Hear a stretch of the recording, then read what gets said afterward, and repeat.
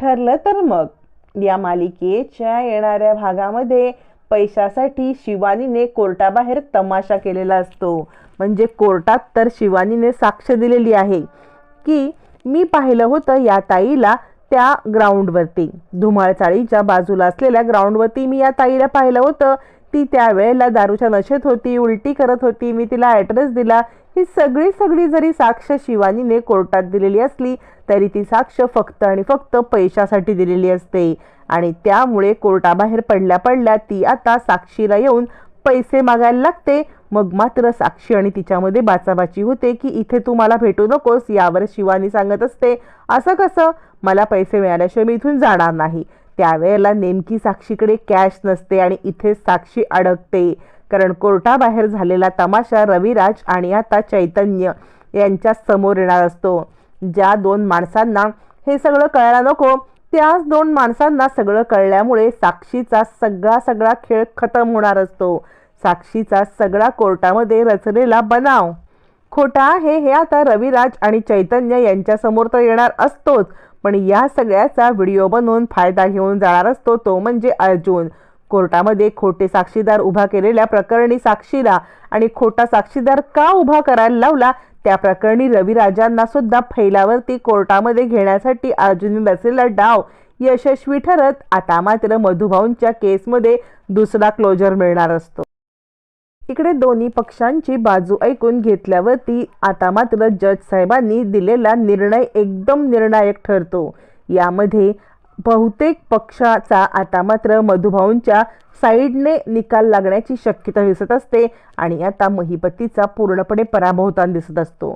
कारण कोर्टामध्ये सादर केलेले पुराव्यानुसार महिपती हा एक नामांकित गुंड आहे हे तर जवळजवळ सिद्धच झालेलं असतं.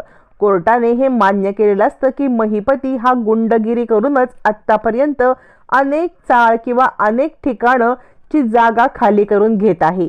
हे कोर्टात सिद्ध झाल्यावरती आश्रमाची जागा सुद्धा यांनी धमकावूनच घेण्यासाठी विलासचा खून केला असेल अशी 50% कोर्टाकडून शक्यता वर्तवली जाते.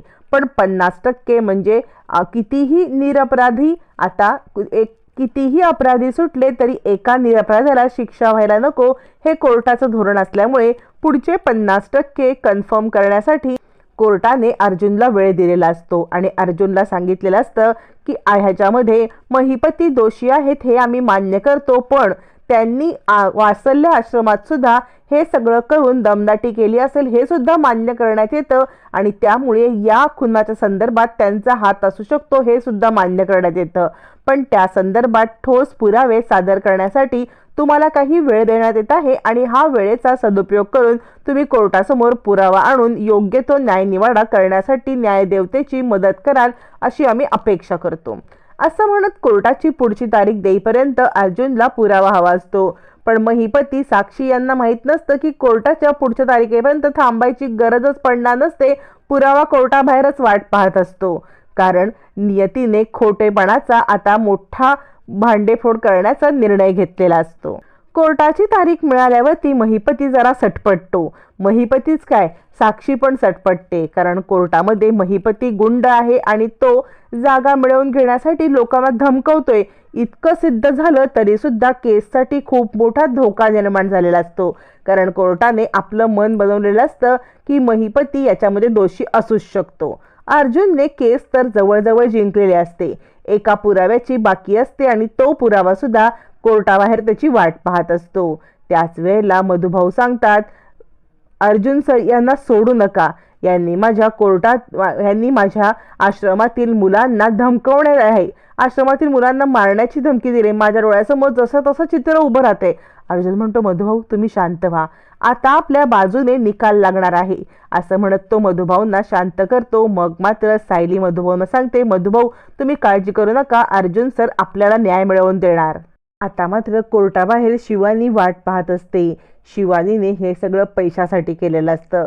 कारण शिवानीला तिच्या कॉलेजची फी भरायला तिच्या आईच्या आजारपणाचा इलाज करण्यासाठी पैसे नसतात आणि आता शिवानीने काहीतरी दबावाखाली हे केलंय हे अर्जुनला समजलेलं असतं. म्हणून अर्जुन ऍक्च्युली शिवानीला भेटायला आणि शिवानीला पाठलाग करत तिला सत्य परिस्थिती विचारायला, सत्य तिच्याकडून जाणून घेण्यासाठी तिचा पाठलाग करत असतो. पण त्याच वेळेला ज्या वेळेला शिवानी साक्षी आणि महिपतीच्या इकडे येऊन त्यांच्याशी लपून छपून काहीतरी बोलत असते, तेव्हा मात्र अर्जुन मागे लपून बसतो. शिवानी काय बोलते हे आपण रेकॉर्ड करायला पाहिजे असं अर्जुन ठरवतो आणि आता तो शिवानीचं बोलणं रेकॉर्ड करण्यासाठी मागच्या बाजूला लपतो. शिवानी आता सांगत असते, साक्षी तू मला जे पैसे देणार होतीस त्याचं अजून एकही इन्स्टॉलमेंट मला आलेलं नाहीये. कोर्टामध्ये साक्ष देऊन झाले, तुझं काम झालंय. मला आत्ताच्या आत्ता पैसे हवेत, मला माझ्या आईचा इलाज करायचा आहे. आता मात्र इकडे महिपती चिडतो आणि म्हणतो, बाद झालं, कोर्टामध्ये तर काही तुझ्या साक्षीचा उपयोग झालाच नाही आणि पैसे कसले मागतेस. ऑलरेडी महिपती चिडलेला असतो, कारण कोर्टामध्ये महिपतीची बदनामी झालेली असते. महिपतीला गुंड म्हणून घोषित केलेला असतो. त्यामुळे कुठे राग काढायचा तो महिपतीने राग सगळा काढलेला असतो शिवानीवरती.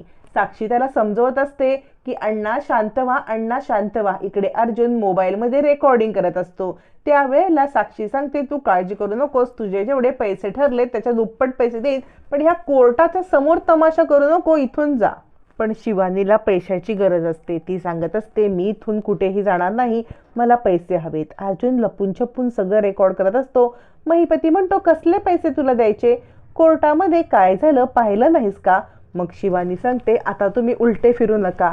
त्या दिवशी साक्षी माझ्याकडे आली होती आणि कोर्टामध्ये कशी साक्ष द्यायची ते तिने मला सांगितलं. तुम्ही बनवलेले व्हिडिओ पण तिने दाखवले. जसंच्या तसे व्हिडिओ मी 100 वेळा बघून काढलेले आहेत. माझ्या मोबाईलमध्ये तो पुरावा आहे. माझ्या मोबाईलमध्ये तुमचे व्हिडिओ पाठवलेला पुरावा आहे. मला पाहण्यासाठी तुम्ही 100 वेळा, आणि तो व्हिडिओ तुम्ही मुद्दाम केलात आणि कोणत्या तारखेला केलात हे पण मला माहिती आहे. मी कोर्टासमोर हा पुरावा सादर केला तर तुमची अजून राख रांगोळी होईल. शिवानी जवळजवळ धमकीच द्यायला लागते. मग महिपती चिडतो आणि तू मला धमकी देतेस असं म्हणत तिच्यावरती आरडाओरडा करायला लागतो. सगळा व्हिडिओ अर्जुनच्या मोबाईलमध्ये रेकॉर्ड होतो. आता मात्र कोर्टाबाहेर शिवानीने साक्षीकडून पैसे मागत घेत तमाशा केलेला असतो. रविराज सुद्धा मागेच उभे असतात. चैतन्य पण मागेच उभा असतो आणि व्हिडिओ तर रेकॉर्डेड असतोच. त्यामुळे साक्षीचं खोटारडं रूप चैतन्य, रविराज यांच्या समोर आलेलं असतं आणि शिवानी तू मला फसवलंस, मला पैसे नाही दिलेस, मला व्हिडिओ पाठवलास असे पुरावे घेऊन बसलेले असते. दुसरा महत्वाचा पुरावा, अर्जुनकडे व्हिडिओ बनवलेला असतो. सगळ्यामध्ये आता मात्र साक्षी महिपती अचूक अडकतात. चैतन्याला पश्चाताप होतो. अशा मुलीवरती आपण प्रेम केलं, जर ही खोटा पुरावा गोळा करते म्हणजे हिनेच खून केलेला आहे, मधुभाऊंना अडकवत आहे, अर्जुन बरोबर होता असा विचार करत चैतन्य स्वतःला दोष देतो. रविराज स्वतःला दोष देतात की अशा मुलीची आपण केस घेतली. आता साक्षीचं खोटारडं रूप चैतन्य रविराजांच्या समोर आलंय. रविराज काय निर्णय घेणार पाहणं रंजक ठरेल.